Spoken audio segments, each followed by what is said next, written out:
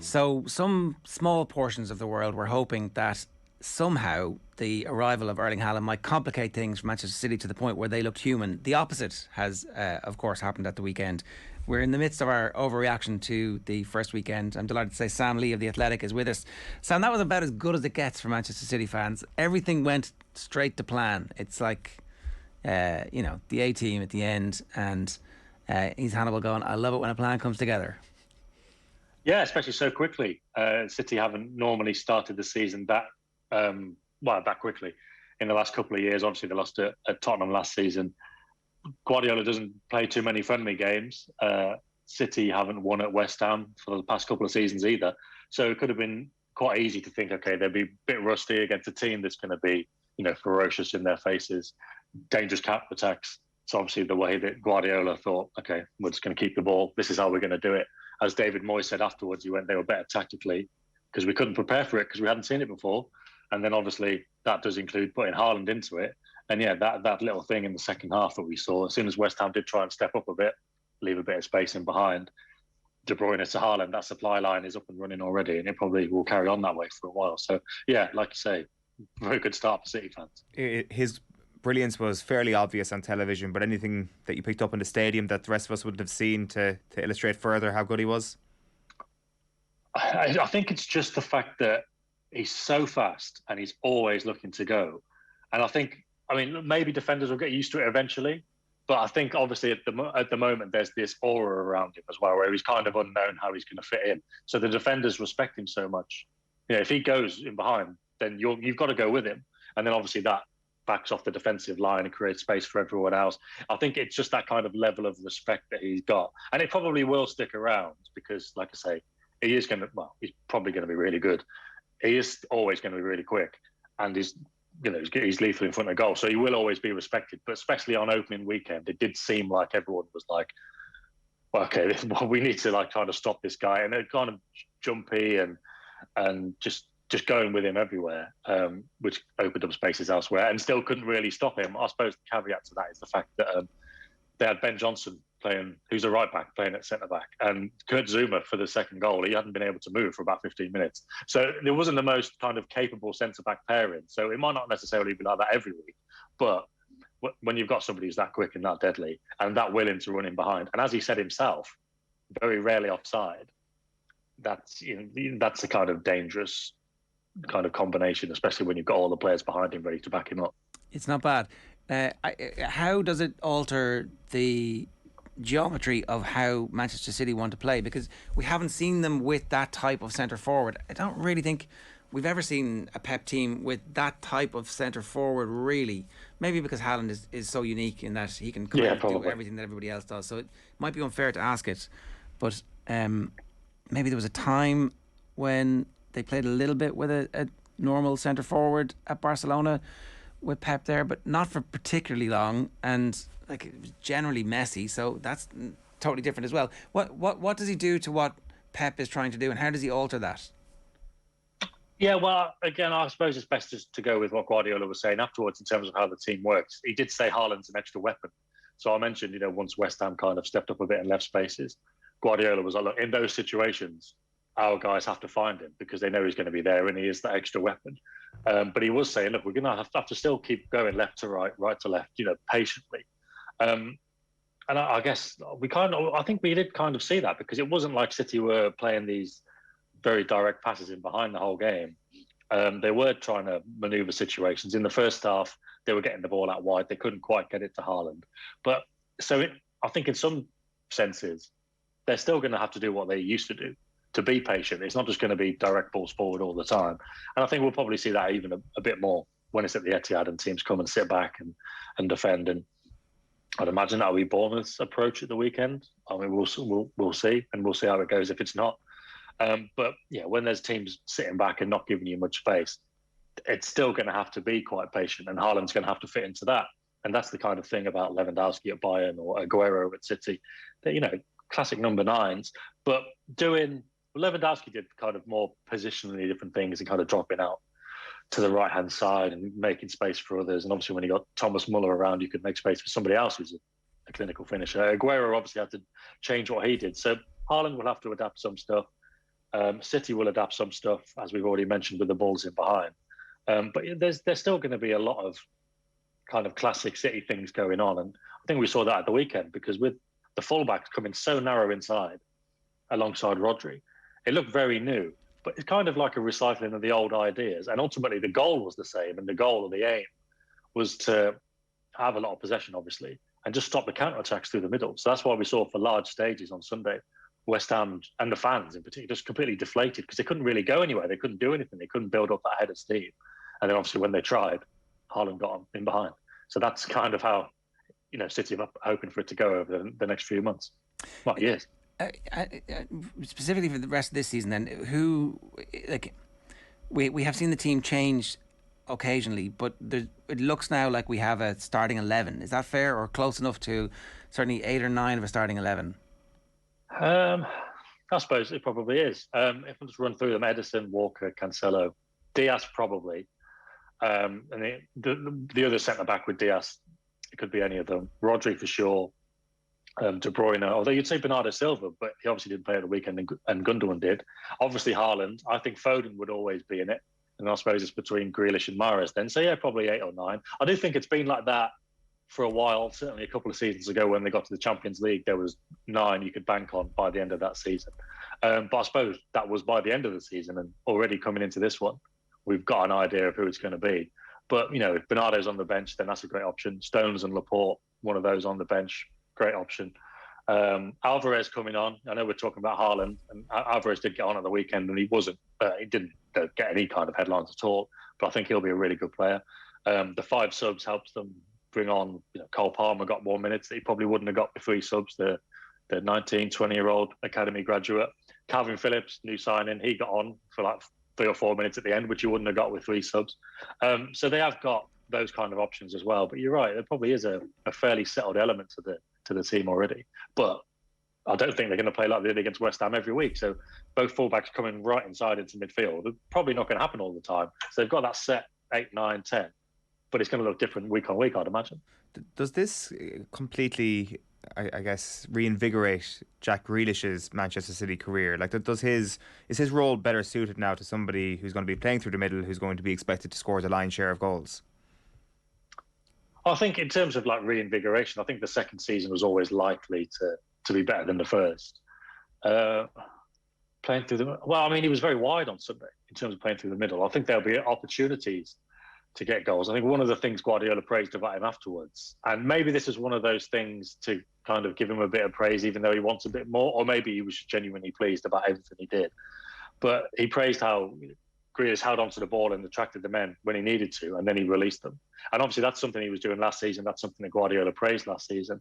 But it's not something that's going to get your average football fan to go, that Jack Grealish is worth 100 million, isn't it? Look how he attracts players. Like, nobody wants him to do that. But obviously Guardiola does, and that's the most important thing. But we're all sitting here going, why isn't he taking people on? Why isn't he scoring goals?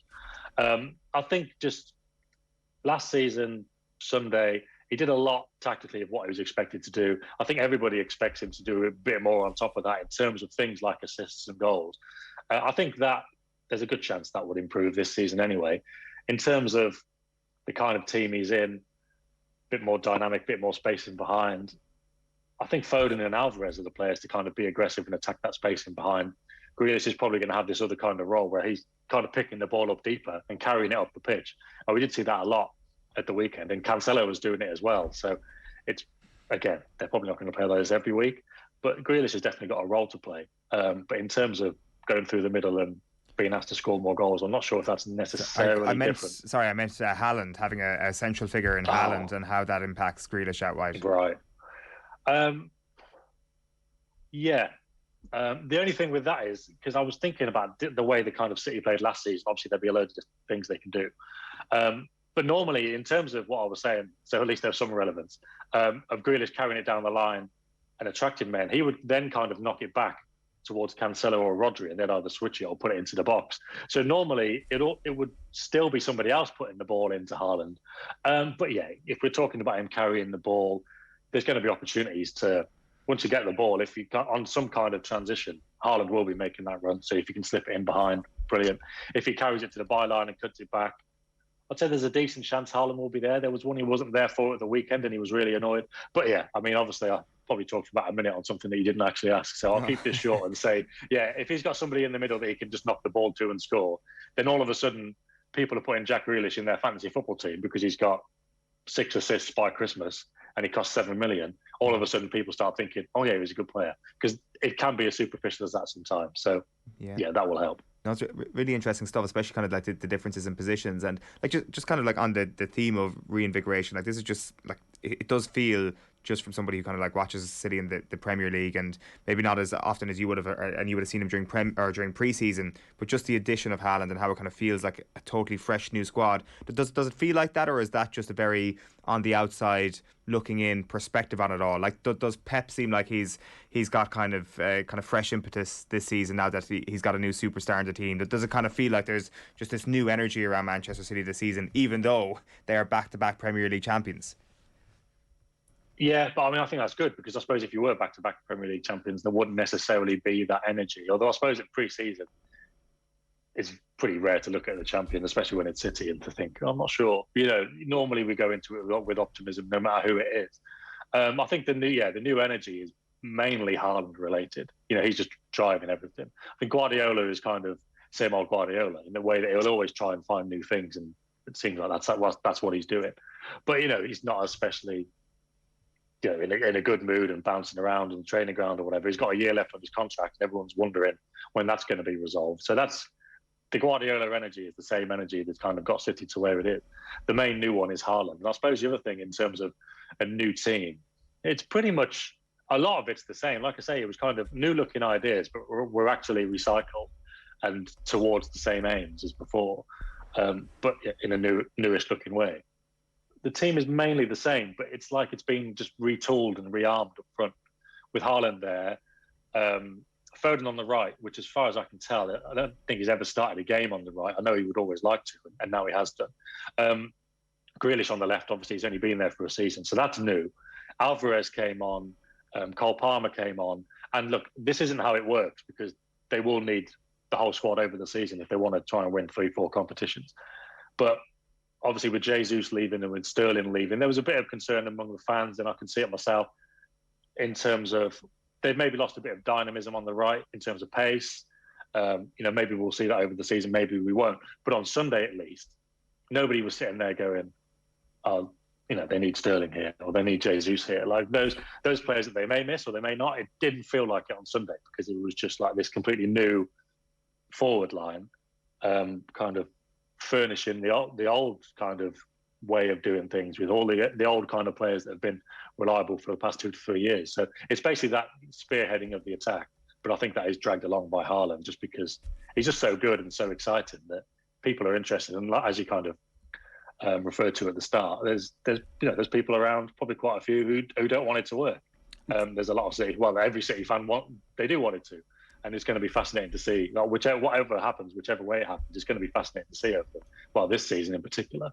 And then if it does click, then beyond that, you know, you're thinking, how many goals can the guy score? They were obviously in the market for a left back who they were going to pay a lot of money for, who might not have played that much football. Or is the point of that then that you can just interchange your fullbacks and there's no diminution in quality, and so you always have an 8 out of 10 who's fit and ready to go and who plays 30 games instead of 60 games? Yeah, I think that's pretty much the idea. But I mean, so at the moment they've only got 2 fullbacks anyway. They've got Walker and Cancelo, and obviously they're great, but I don't think any team in the Premier League, you wouldn't say, oh, that's fine. You know, if Liverpool just had Alexander-Arnold and Robertson, you think that's not quite enough.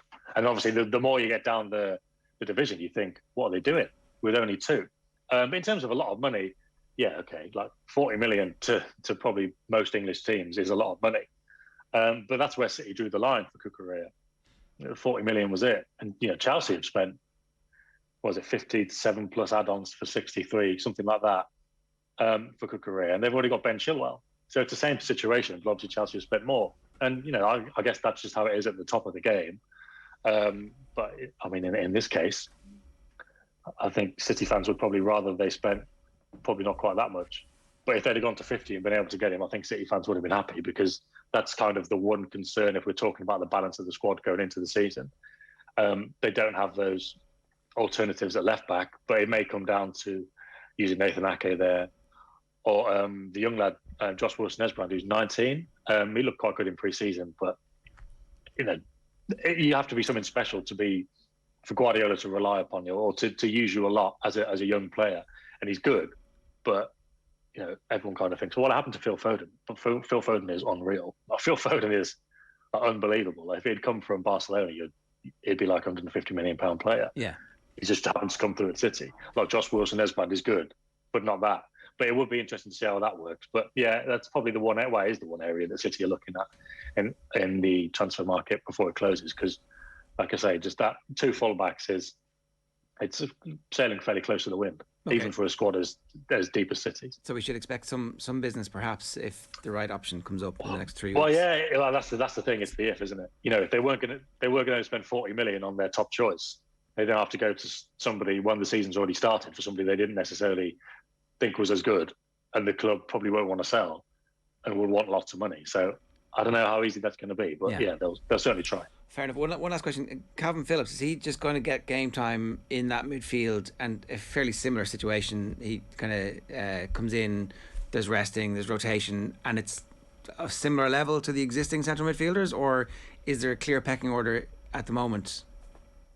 Yeah, there's definitely a pecking order at the moment, in the sense that he's more of a holding midfielder than obviously the one they've got, Rodri.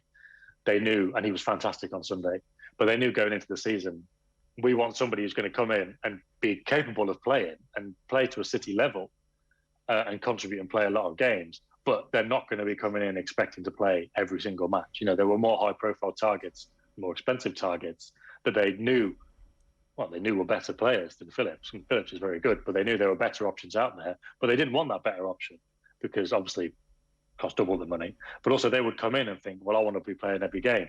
And, it's quite a delicate balance. Guardiola likes a small squad.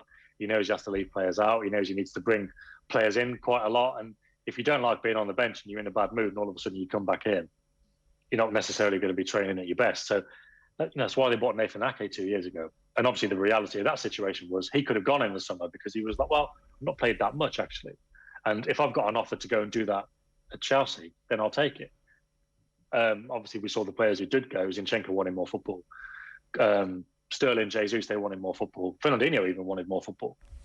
So that's the situation they're in. But that you bring in players like, if they've got Cucurella, he wouldn't be coming in thinking, well, I want to be playing every game. There's an element of, I can't believe I'm at Manchester City. And it's like that with Calvin Phillips. It's not like, I don't mean to make them sound like competition winners, but it's not like City of signing, maybe Declan Rice for 100 million. Who's thinking, oh, well, I'm £100 million, I'm going to play every week. Yeah, or Jude Bellingham. Yeah, Jude Bellingham, Tchouaméni, who went to Real Madrid. Tchouaméni was the one they were looking at, and they knew how good he was, but they were just like, well, it doesn't really work for the balance of the squad. So, yeah, that's kind of City's level, because Phillips was, 42 million, Cucurella was 40. So it was like, right, this is the kind of level we want to spend to bring in players who are good enough to contribute to the squad, but they're not going to kick up a fuss if they're not playing. And, that's the way they maintain that balance in their squad.